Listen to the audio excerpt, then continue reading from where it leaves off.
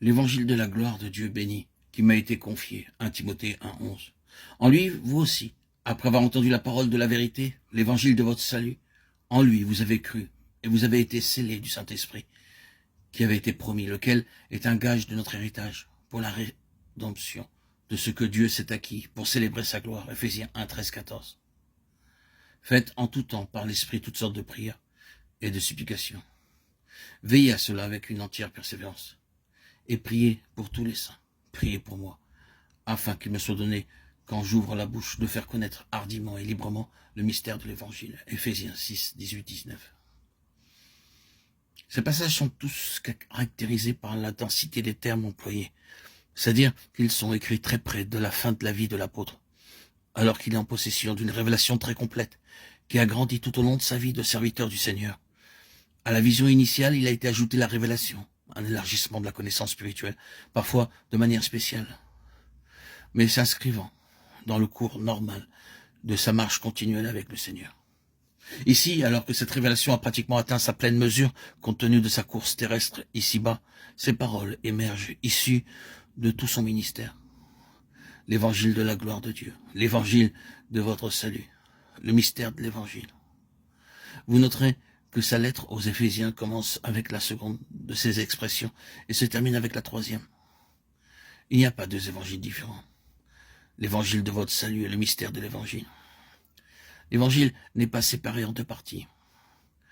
Il y a un seul évangile rassemblé dans cette expression. L'évangile de la gloire de Dieu. Ce que je désire indiquer, c'est que l'évangile est quelque chose de beaucoup plus profond que ce qui est généralement reconnu. Oh, quelle plénitude il y a dans ce mot mystère employé par l'apôtre. C'est un mot immense dans sa signification. Comme vous le savez, dans cette lettre aux Éphésiens, le mystère se rapporte au conseil caché et profond, au dessein de Dieu avant que le monde fût. Il est relié à quelque chose de toujours présent dans la pensée de Dieu, à travers tous les âges passés. Quoique non révélé, attendant le jour où il le manifestera comme un secret révélé. Dans ce mystère sont tous les desseins et les conseils divins qui trouveront leur pleine révélation à la fin des âges, dans cette dispensation et dans la plénitude des temps. Tout cela est appelé l'évangile, le mystère de l'évangile. Oui, l'évangile de votre salut et tout cela. Quelque chose d'immense, d'insondable. Dans cette courte lettre, tout est résumé par des superlatifs imbriqués les uns aux autres. Vous sentez que l'apôtre est rempli de tout cela, est très près d'une explosion. Il ne peut pas trouver tous les mots d'un riche langage pour exprimer lui-même tout ce qu'il appelle le mystère. L'administration de ce mystère qui lui a été confié, c'est immense. Et quand il écrit sa lettre à Timothée, il va au-delà de tout ce qui a été exprimé. En résumé, l'immense signification de tout cela par une petite expression, l'évangile de la gloire du Dieu béni.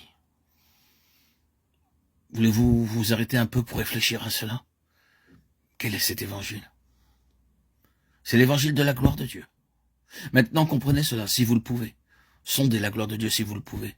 Si nous voulons la clé pour ouvrir toute cette merveilleuse révélation, pour révéler les conseils secrets de Dieu avant les temps éternels, pour découvrir le mystère caché depuis les âges des âges, cette clé se trouve dans un seul mot, la gloire.